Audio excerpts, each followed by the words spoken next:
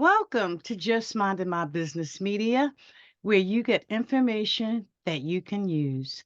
I'm your host, Ida Crawford. But before we dive in, subscribe to Just Minding My Business on our YouTube channel and wherever you get your podcasts. Share Just Minding My Business with your family, friends, and colleagues. Engage with us by leaving a review or comment. Your support keeps this podcast going and growing. Visit our website at jmmbmediallc.com to learn how we can support you in getting more visibility on your products and services. So grab a pen and paper and get ready for information that you can use. Wow, today I am so happy to bring our special guest, Jeff. Oh, Jeff, pronounce your last name for me. Eschliman. Eschliman. Thank you. I just want to make sure I didn't butcher it up. You got it. You got it. Jeff is an executive coach with 30 years of experience, ranging from combat in Iraq to the corporate boardroom. He's a sought after expert for building and scaling result driven teams, and his leadership style is characterized by personal development, consistency, and tenacious work ethic. Today, Jeff will be sharing his ZEN for Success model, which he uses to create harmony and success in his clients' lives. Wow, don't we all need that? Mm-hmm. Yes, indeed. So, welcome, Jeff. I can't wait to get into this. Absolutely, Ida. So happy to be with you. Absolutely. So, let's define Zen first. Sure. So Zen for me is the opposite of chaos, right? Which everybody doesn't necessarily, or probably everybody has a certain little brand of chaos in their life. I was really good about creating it mine. And I was really good about creating that because I had one of these corporate roles that needed a lot of my time, a lot of responsibility. I had a lot of direct reports. I had corporate, always wanting more, always wanting better, all of those kind of things. And then on top of that, I happened to be a husband, and then I happened to be a father, and then I became a grandfather. And of course, or fortunately for me, I'm still a son. So my parents are still alive, and I have siblings, and I have friends, and I was doing better in life. So I became a person that was able to travel. And I had all of these things. And that's probably the best kind of chaos that you could ever have, right? Like all of those things. But you can be, and this is what I was, Ida. I was a victim of my own success, right? I had so many things going on in my life. And while though the majority of them were, I would put them in the good camp, like all of those things that I just mentioned were all mostly good. I mean, reporting up to corporate and running into the fire and all that can be tough sometimes, but that's that's why they pay the big bucks, right? To solve bigger problems, right? So I had all of these things going on in my life, and really I just ended up burning out. And it's the classic story of the guy, who in my particular case, the guy who, ends up sacrificing his personal fitness, right? And then the next thing fortunately I didn't get to heart attack land or anything like that. But I'll tell you, I did get to 125 pounds overweight. And Wow. it was a wake up call for me, Ida, when I went to the doctor and he said, "Hey, I'm going to need to give you this medication." But I knew it was my own choices. And so that is what Zen is for. Well, Zen is the exact opposite of that. Zen is part of the process that I use to create harmony in my life. And harmony is where I can do all of those things simultaneously, but without letting. You're familiar with the old analogy, right, of plate spinning, right, with the Yes. sticks and the plates on them. I got Ida, I got to be as good as that as anybody I've ever met in my life, right? But at the end of the day, it's still plate spinning, right? And Mhm. when does the game end? The game ends when the plates start falling off of the sticks, right? And they fall down and they crash and they break. And for me, it was personal fitness and some other things that were contributing factors. So I had to figure out a different system of where I could still play the game at a very high level as a business operator and as a father and these other roles, and yet do it with what I now call harmony in my life, where all of those things are working together. So Zen is what helps me get to that peace, and Zen is the opposite of chaos. Oh my God, this is so amazing because your story is probably the story of many Right. at different levels. Husband, wife, mother, business owner, working. So I can definitely relate, and sometimes it feels like overwhelm. Right. Well, I say most of the time it feels like overwhelm. Certainly can be. So, what are the steps to get to that harmony? Yeah. I have a 3-part process. Okay. So the very first part of the process is called the 1-page strategic plan. And I'll tell you, all of the stuff that I now do in my system are just direct lifts from what I learned and utilized in business. So we used to use a 1-page strategic plan to guide our business. And I worked in a half a billion-dollar company that I was running the operations for, and we ran a 1-page strategic plan. And I had convinced myself that I was too busy to take vacations and all of these other things.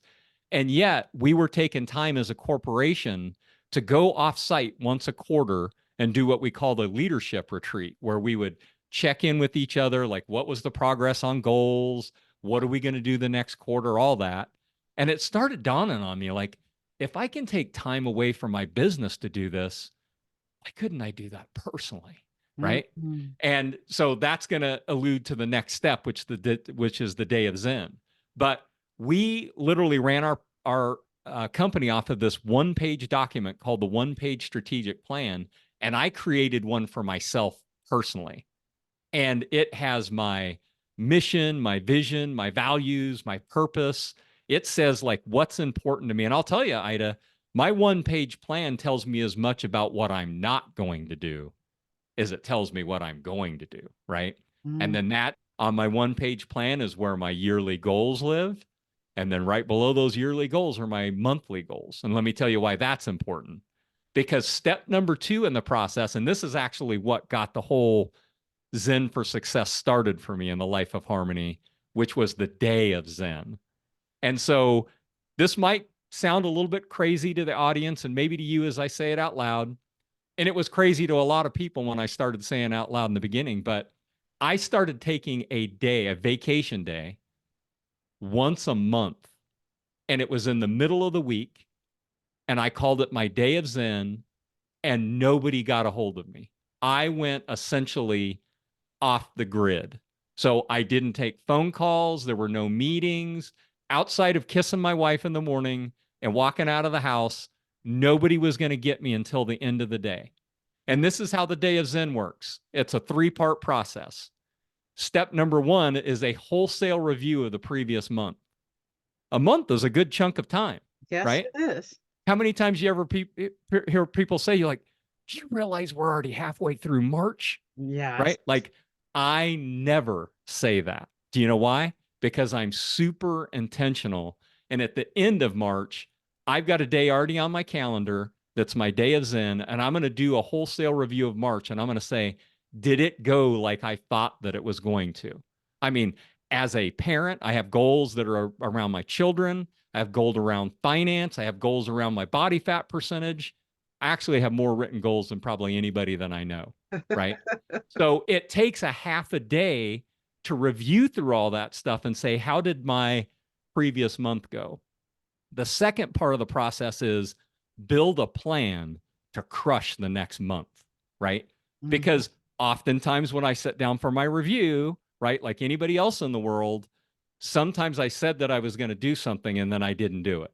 And then I have to start asking myself different questions. Like, I'm a guy that puts a lot of things on my list. So sometimes I just put too much on the list. Then the Mhm. next question is, well, did you do the right things first and get them done? Or did you go down easy street and just knock off the easy stuff? Right.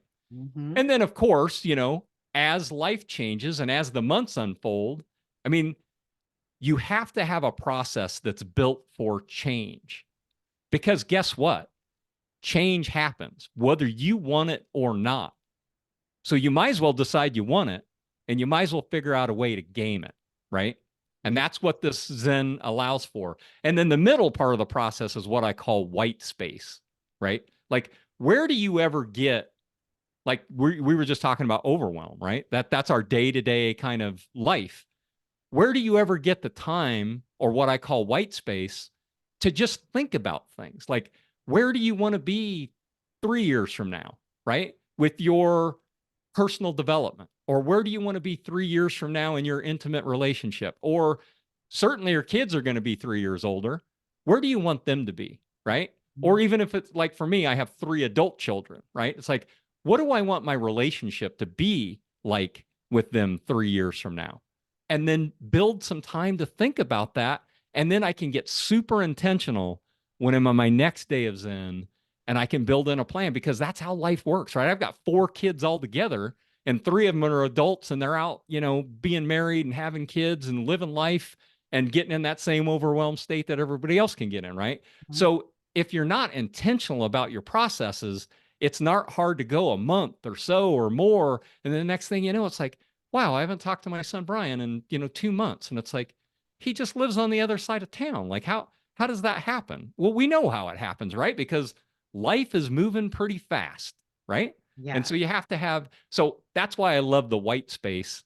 And so that's the day of Zen. And then the third part I call carpe diem, right? So I don't know if you're familiar with carpe diem. That's Latin for seize the day.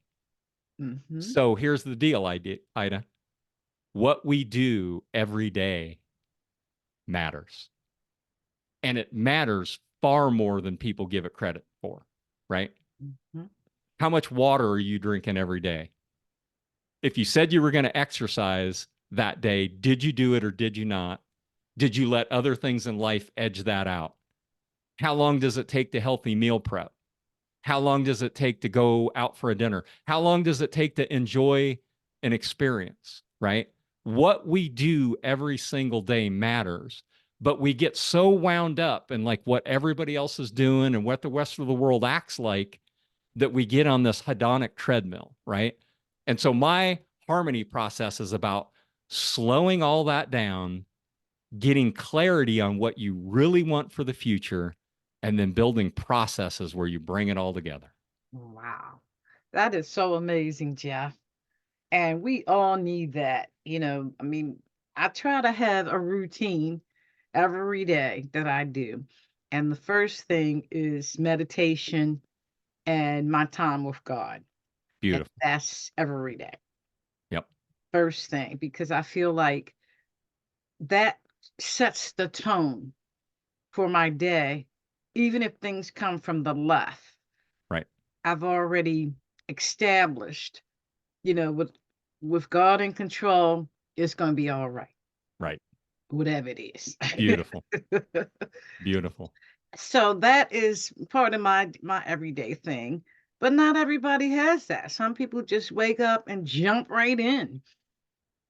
So how do you start to get people to think differently? Because that's a practice thing. Like you said, intention is high on the list when you want to make these changes. Right. So I'm a coach, right? You mentioned at the beginning, I'm an executive coach. And what a really good coach does, just like a really good leader, is they ask better questions, Hmm. right?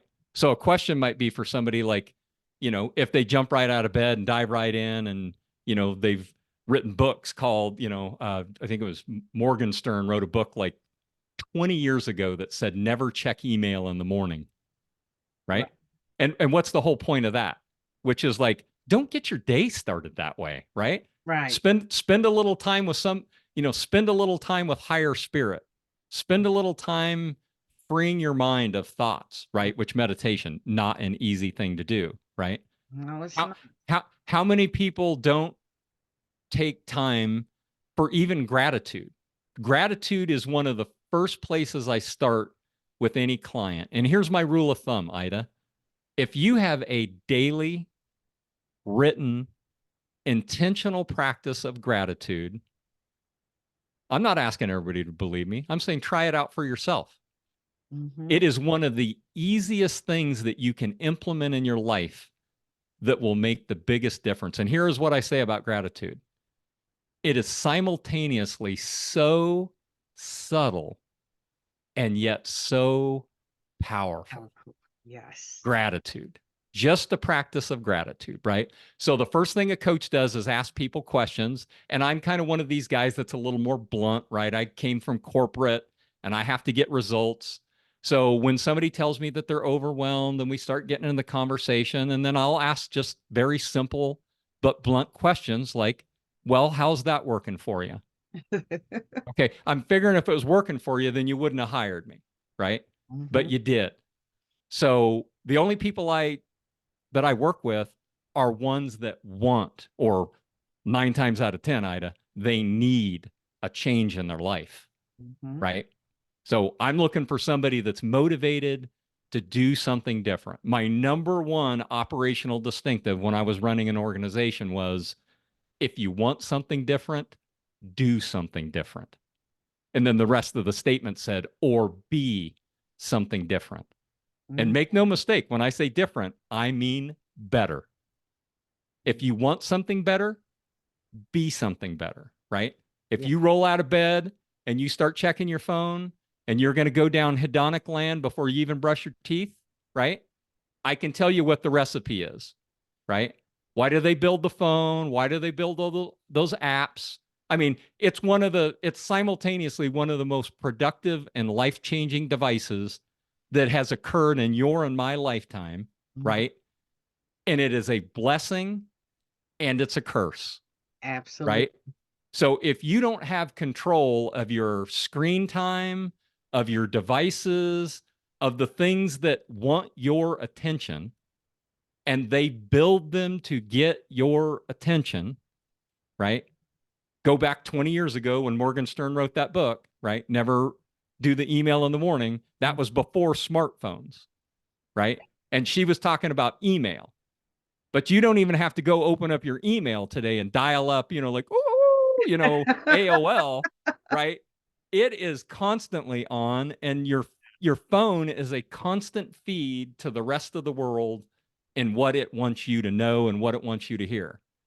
And you ain't never lied, because And then the question would be like, well, is that a good thing or a bad thing, right?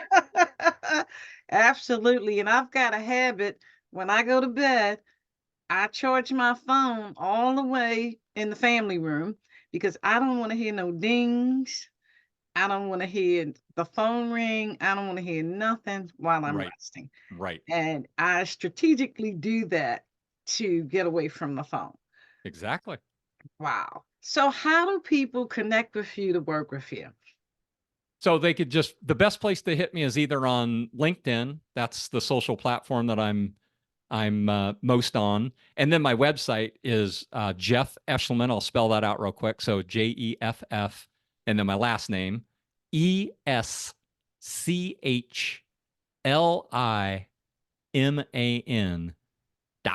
So JeffEschliman.com, or just hit me up on LinkedIn. I'm fairly prevalent there.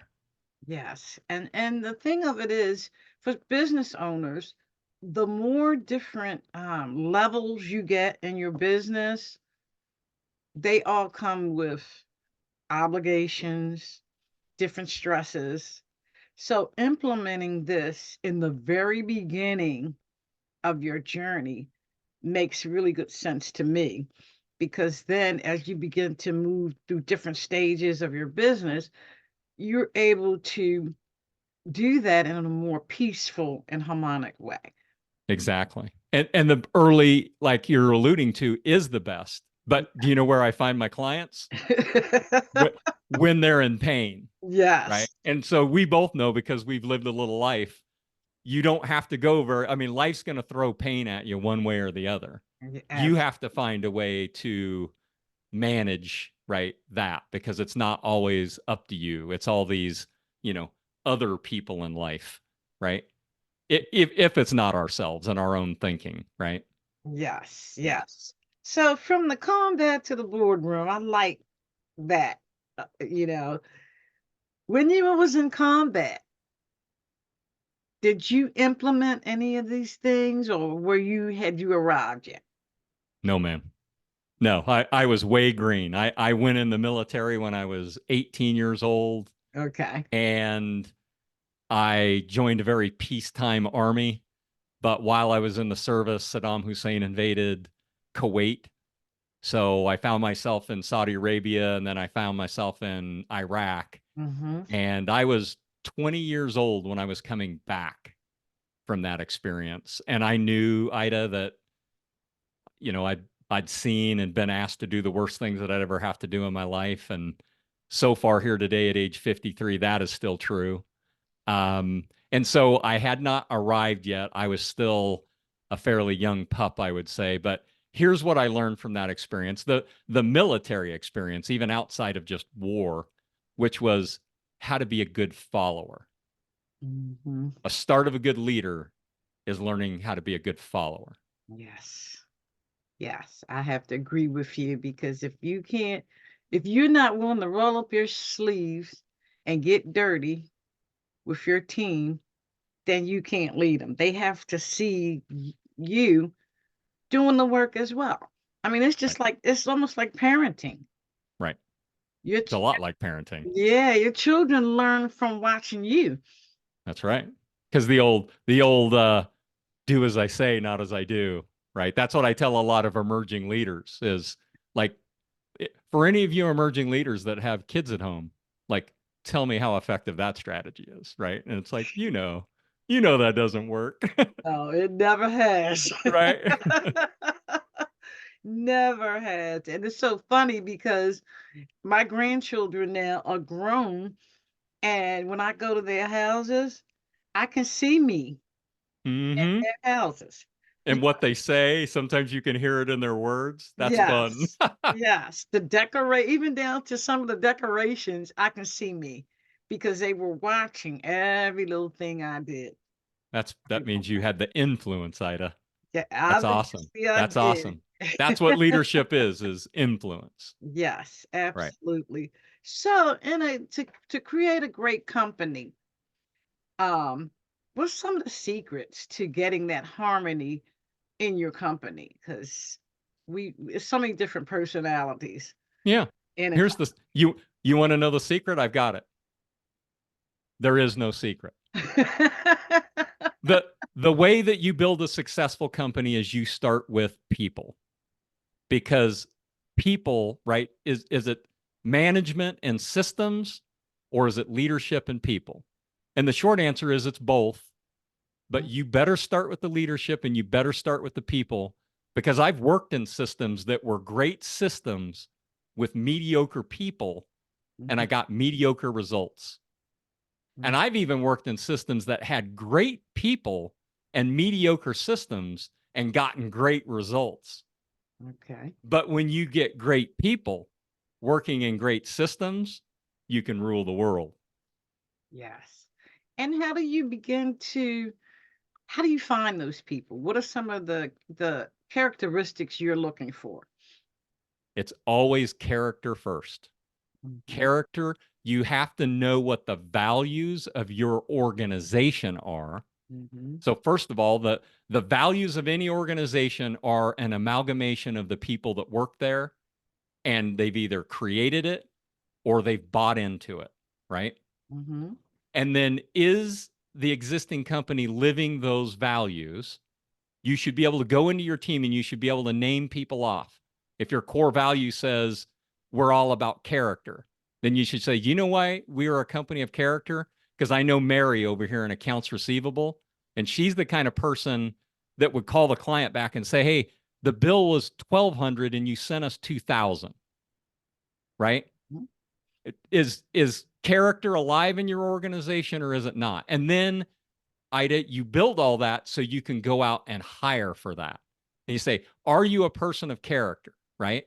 And can you get to the bottom line of what somebody's character is? I'd say you're probably even better than Pareto, right? Pareto is 80-20.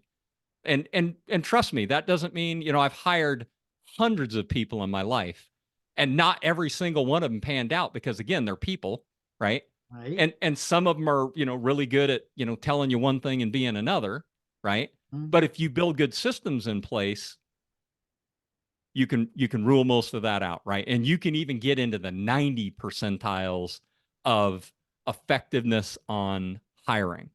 And then when you get the flywheel going, Ida, when you have like really great culture going on in your own organization, it makes it even easier to attract in good people, because then you start telling the really good people on your team, like, hey, we just got voted best place to work. Like, wouldn't you want to invite people here, Mhm. right? And it's like, hey, don't bring me average folks. Like, if you're going to invite somebody here, you know what we do here at Brand X, right? Which is we kick butt and we take names, and like that's the kind of people we need here. So if you got some of those that we'd like to get them in the door, right? Versus any of the other stuff. If you had bad company culture, right? And if you're a bad company culture and you're the leader, I don't know if you ever study any of the like Navy SEAL stuff, but like the Navy SEALs are the elite, warriors, those guys. Yes. And they say, hey, there's no such thing as a bad team, right? There's only bad leaders, And that's so true. right? And so that's the leadership example of that other old adage, right? About taking 100% responsibility. What do they say? Like, when does a boy become a man, or, that kind of, when does somebody graduate to adulthood? Mhm. And it could happen at 14 years old, right? And maybe even lesser, right? If somebody ends up in a tough situation, like you hear about the kid that was, raised in the inner city or whatever, and something happens, and next thing you know, they're taking care of their other siblings. Mhm. Like, you'll end up with a 16-year-old, young woman who's running a family, right? When does somebody graduate to adulthood? It's when they take 100% responsibility for themselves. And then leadership is when you take responsibility for others. Yes, absolutely. Wow. Let me ask you, Jeff, do you do any speaking at colleges and things like that? I Because, haven't thus far, but I'd be open to something like that. yes, because they need to hear this. Like we talked about earlier, the earlier, the better. Right. Right. Before they even get into the corporate world and jobs and things like that, this information is so important to start to shape not only our communities, but our country as Right. a whole. Right. Because we all see what's happening now. Right. It's a purity mess. Right. It could use some positive. It could use some better skills. I'll agree with you there. Yeah, and meeting you and talking to you about this, there's so many people that need you and need to understand the importance of leadership. Right. Period. Everybody think they're a good leader, but do they really understand the ingredients involved? Right. Totally. I totally agree with you. And I'm I'm a yes to whatever kind of help you're thinking of, or if anybody wants to reach out, I'll figure it out and I'll find a way to help. Yes, I definitely think at the college, maybe even the senior high school level, Right. because the earlier we can get to our younger people, the better off we're going to be as a whole. Because, I Right. mean, you and I, Jeff, we got more years behind us than in front of us. And these young people, we're going to be dependent on them Yeah. to make decisions for us. I actually have as many years in front of me as I have behind me, Ida, because I'm going to live to 103. I heard that. I'm I'm not joking. I Like, know. I have a goal that says I'm going to live to 103, and Oh, I make decisions right now in my 50s to make sure that I do. I heard that. I heard that. Yeah. So again, Jeff, how do people connect with you?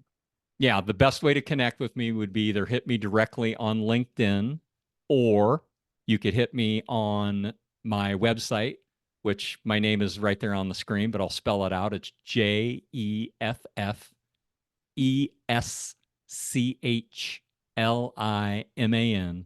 So it would be jeffeschliman.com. And Yes. that, and there's a ton of resources on my website. There's list of books that I have for recommended reading.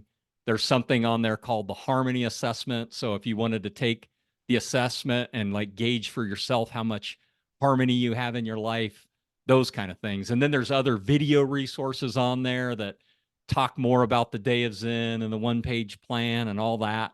So I highly recommend the website. It's just a great place to go to find resources. Yes, because I'm interested definitely in the one-page plan For sure. because I think that is key.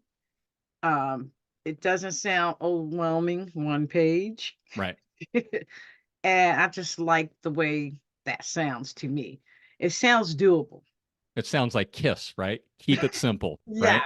Yes, Keep it simple. exactly, exactly. That's why it works, right? Because Yeah. for every business plan that I've ever had that fit in a 3-ring binder, right? You didn't see it from January until March. For sure, for sure. This has been amazing, Jeff. I would love to do this again. Absolutely. This just I can never get enough of conversations like this because it helps to help me stay on track. Because you know how we are, we go to the left with the quickness. Hmm. It's not hard. It seems like that attracts to us, Right. going to the left. So I would definitely love to have you here again to talk about this some more. And wow, you made my day. Well, So thank thank you you. for that. That comment right there made my day. So thank you. Absolutely. And thank you, audience, for tuning in. We appreciate you as well. And definitely head over to the website. I'm going to make sure I put that information in the show notes so that you can begin your harmonious journey. So Wonderful. thank you, Jeff. Wonderful. Oh, that was awesome. Oh, I can't even see where I am. Hold on a second. Just a little bigger.